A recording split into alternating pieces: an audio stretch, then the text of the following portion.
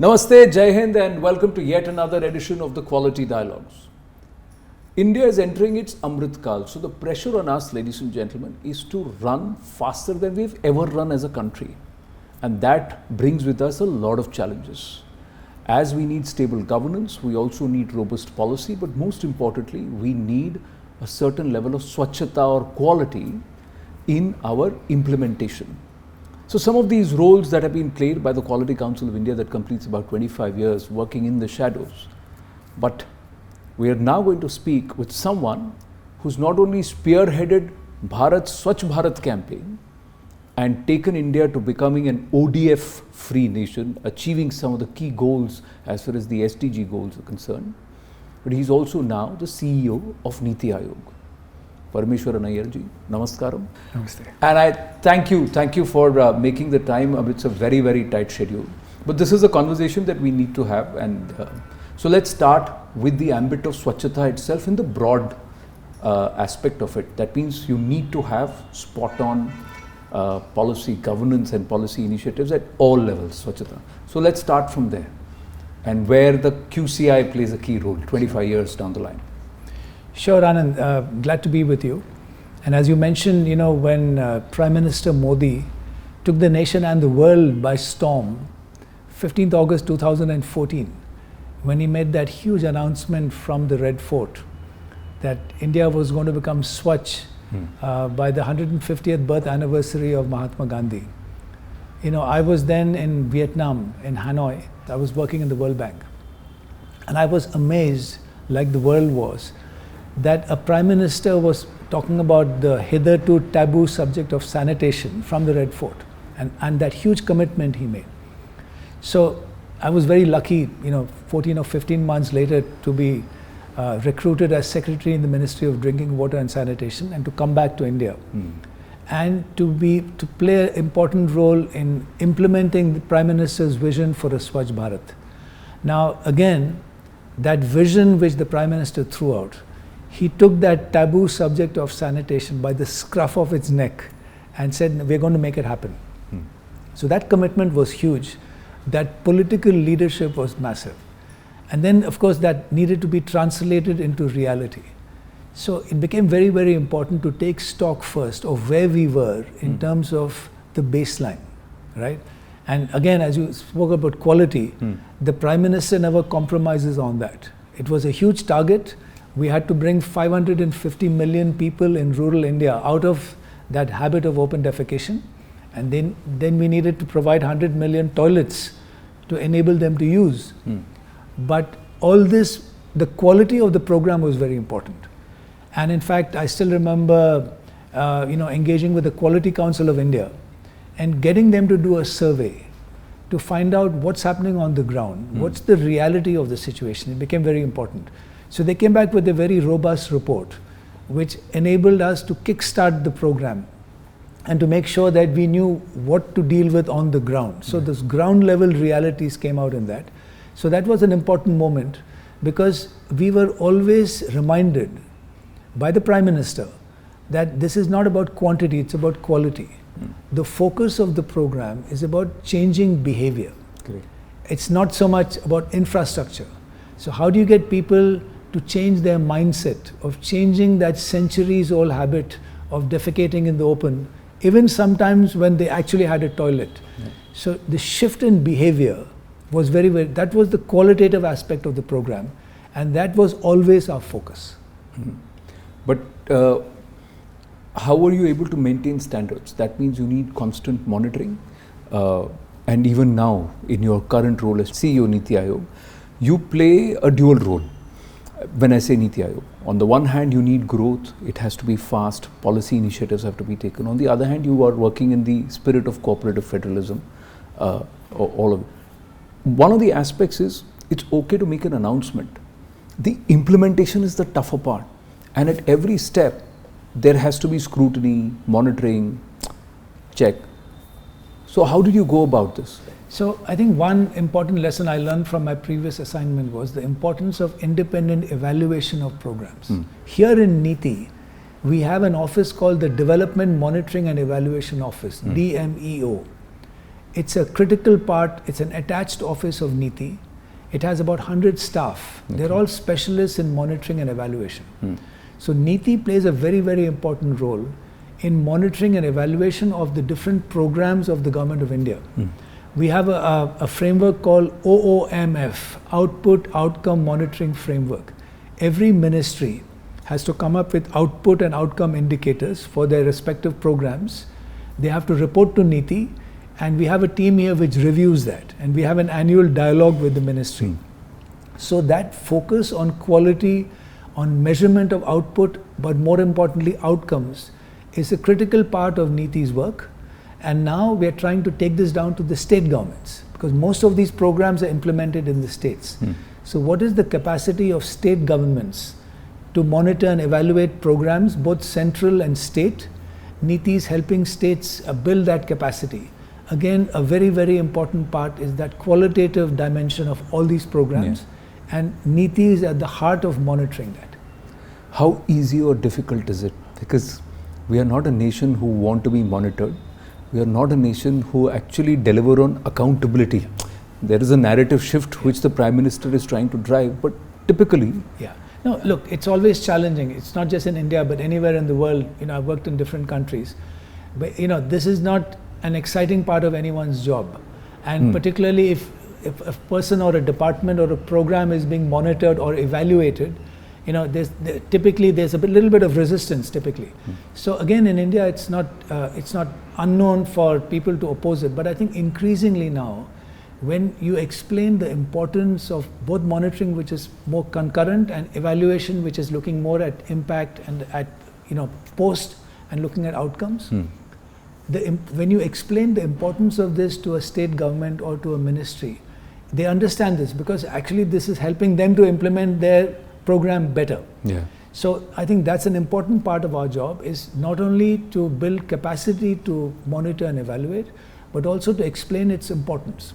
Because if the program is implemented better and you have better outcomes, then there's a greater chance of getting more resources for it. It's also a way of attracting more financial resources. Correct. So it's to everyone's advantage, and you are incentivizing performance if you take evaluation seriously.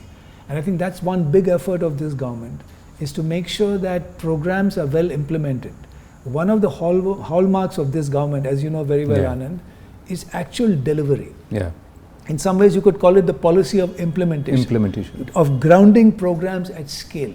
Whether it's toilets, whether it's cooking gas cylinders, houses, roads, financial inclusion, health insurance, all these programs have been delivered at scale. And the Prime Minister is very, very particular about the evaluation of programs. It's got to be of good quality. And I think you can see the results speak for themselves. Because one is you do the implementation and you monitor it. The other one is sustenance. So how do you continue to do it year on year? So is that a continuous process? It is a continuous process, and it's a very, very important part of all the work NITI does. In my previous job, again, to come back to sanitation, we realized that the sustaining of a change behavior sometimes is even more important than the first part. Because it's one thing to campaign, it's another thing in the cold light of day, how do you sustain that behavior? So a couple of years before that deadline or the milestone of 2nd October 2019, we set in motion a program focusing on sustainability. So Swachh Bharat Phase 2, 2.0 as we call it, approved by the cabinet, is focusing not only on broadening the definition of sanitation, looking at solid and liquid waste management, but also on sustaining the outcomes of Phase 1. So how do you maintain the communication? What are the mechanisms to sustain? What are the incentives? All of them were built in. It took a bit of a hit during COVID, but again, COVID itself was an opportunity, for people to understand the importance of hygiene and sanitation. So it came back, and now in NITI, sustainability of programs is extremely important. So the effort is to build in sustainability into the design of the program, rather than look upon it as an add-on later. And in all the programs which NITI helps ideate, design, incubate, hand over to ministries to implement, because we don't implement, right? We support effective implementation. In all that, the sustainability element is critical, and it's programmed and inbuilt into the design. How critical is public-private partnership here? Because Prime Minister has also said that we want to be in governance. We don't want to be government. Minimum government, maximum governance. We want to help, and he's always encouraged. He said that the private sector has a huge role to play. But has there been cooperation or resistance? I think there's been a lot of cooperation. So the public-private partnership is at the heart of most programs. Right. In the earlier program as well, the Prime Minister made it very clear, this is not a Sarkari program, it's a people's program. It's a Jan Andolan, people have to own it. And if you remember his Independence Day speech, the Panch Pran, the fifth pran was all about how people have to own it, they have to be accountable and they've got to contribute. Jan Bhagidari and Kartavya. Exactly. So again, in terms of public-private partnerships, an important role, whether you look at it from the economic front or the social front, is involvement of private sector. Look, if you're talking of livelihood and jobs, it's all coming from private sector primarily. Correct. Government is not in the business of creating jobs, right? Correct. Primarily, right? It's going to come from there. But also to attract private investment. So a lot of efforts of the government in terms of attracting private investment, of asset monetization, how can private capital be deployed? It's a major part of the sort of policy agenda of the government. Sustainability, you talked about it in terms of how do I continue, but the other aspect is SDG. So we are also partners to that, and SDGs is something which the Prime Minister is also obsessed with. SDG 6, SDG 5. Some of these goals are tough ones.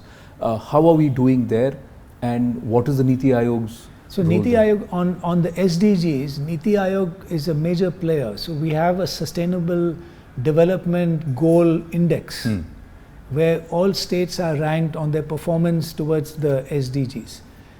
If you look at all the programs this government has implemented over the last 8 years, most of them are SDG focused. If you look at overall SDG performance globally, you'll find India is one of the top performers.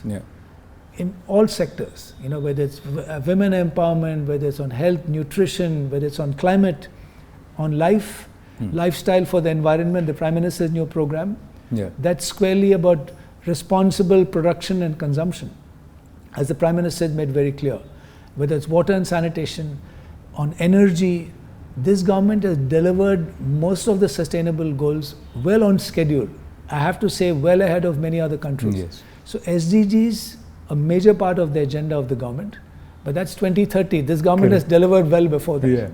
They have. But is it purely a one-time thing, or has it now become a habit? And how much is the private sector, because they are going to play the key, working with this? Especially when the Prime Minister says, I want Make in India to stand and represent quality.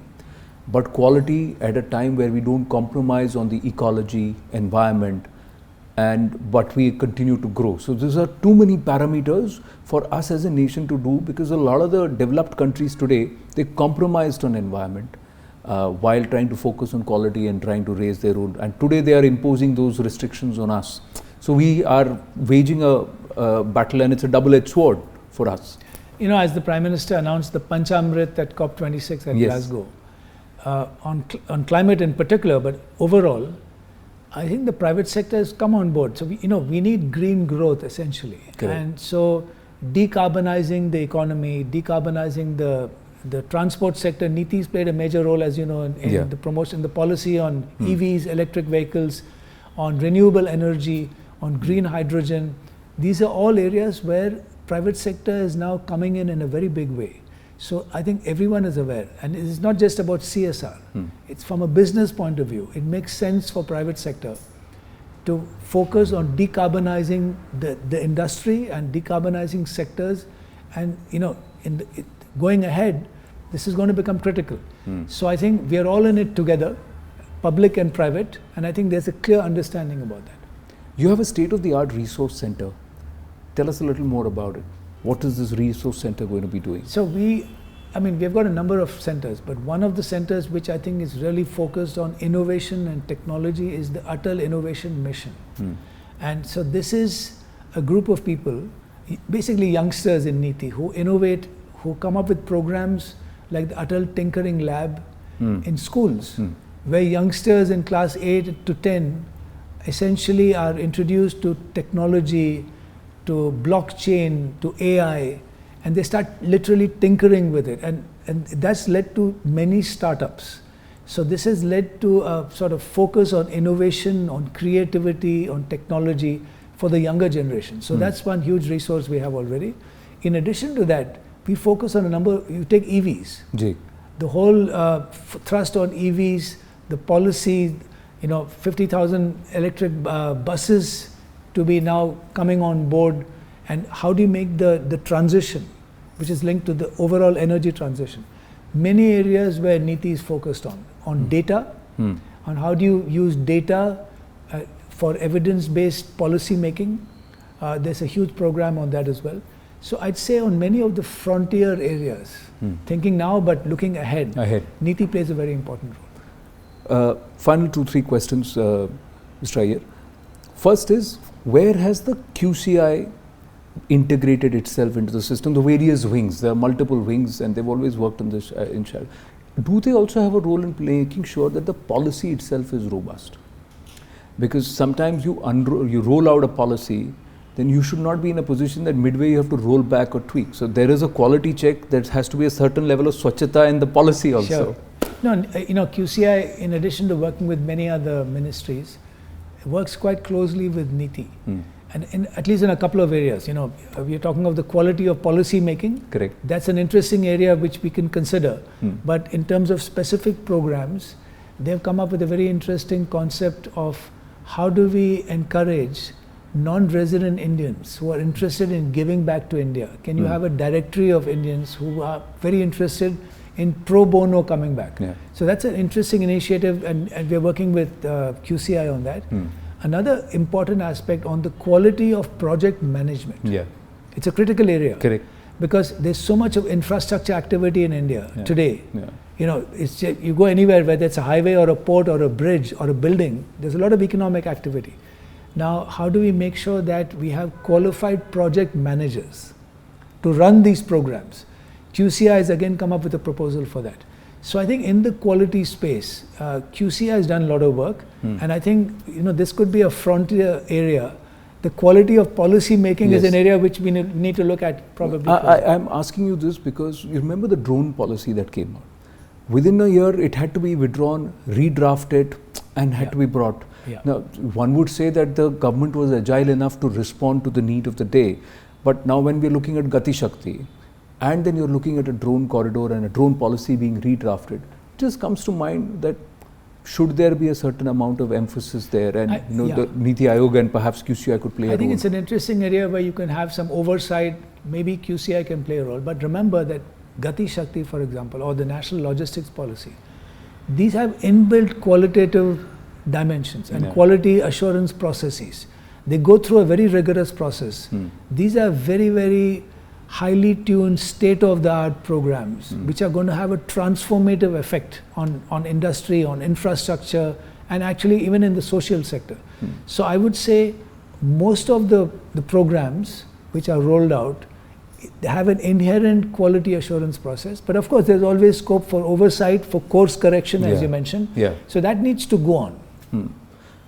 What are your challenges, or what have you set for yourself? You've assumed charge. I know it's crazy in terms of the workload and what needs to be achieved, because there is a pace that has been set, and it's been set by the Prime Minister itself, because we are trying to achieve in 25 years what we should have achieved in the last 75. So everybody understands that. But for you, what are your benchmarks? As you mentioned, the Prime Minister, he keeps everyone on their toes with the incredible energy he demonstrates. As he's talking of the Amrit Kal, the next 25 years. So there's a vision he's thrown out, which he articulated in his 15th August speech, the Panch Pran. And now the challenge is, what is the roadmap towards the vision of the Amrit Kal? And so that's a primary focus of everyone in government, because he's laid out the vision.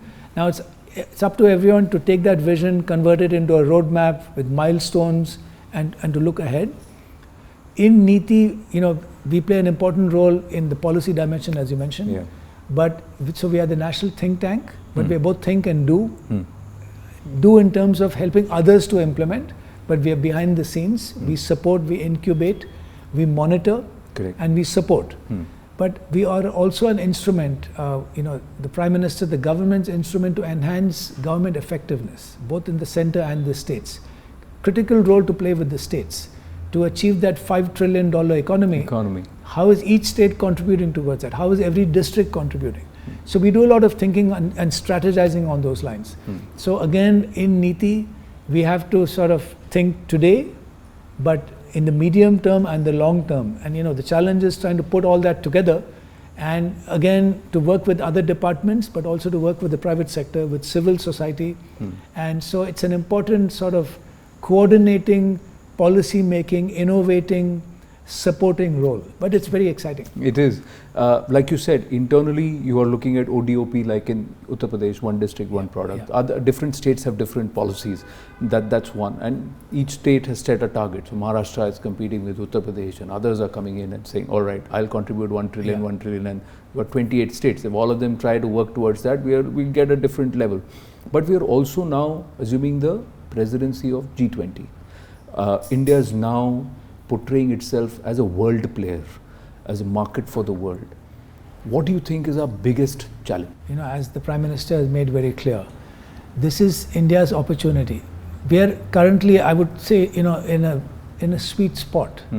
India's economic performance, its prestige in the world, the Prime Minister's sort of global standing, the ability to influence geopolitics, diplomacy, etc. So it's a fantastic opportunity to showcase India economically, socially, many different aspects. So I think it's a whole of government approach. Everyone needs to stand shoulder to shoulder. And it's not just whole of government, it's whole of country, as the Prime Minister said. So it's a unique opportunity for those 1.4 billion people, as you said, to showcase India's growth, its potential, and how it can become a major world player, which it already is, but also an economic superpower. So I think it's a unique opportunity, and we need to seize the moment, and the strategy is to do that. Thank you so much, sir. Thank you very much.